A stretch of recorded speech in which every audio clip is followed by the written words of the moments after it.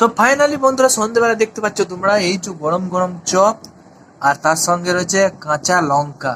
আর এদিকে দেখতে পাচ্ছ তোমরা বাটুমকে, এই কেমন পা দুলিয়ে দুলিয়ে দুলিয়ে দুলিয়ে দুলিয়ে দুলিয়ে চপটাকে খাচ্ছে। সন্ধ্যেবেলায় ভাত খাবো বলে, জানি না কেন কি জন্য। ওদিকে দেখুন আপনারা সেই ভদ্র মহিলা যার চপ খাওয়ার জন্য মন চুপচু চুপচু চুপচু চুপচু চুপচু। তো এটা এখন হচ্ছে ওয়েস্ট বেঙ্গলের চপ। তো চপটা কেমন হয়েছে বলে বলো, খেয়ে বলো। দারুণ দারুণ, আমাদের গ্রামের মাঝের পাড়ার চপ। সেই এটা হচ্ছে আমাদের গ্রামের মাঝের পাড়ার চপ। এখন না জানি কত পালপাড়া, উত্তরপাড়া, দক্ষিণ পাড়ার চপও আছে।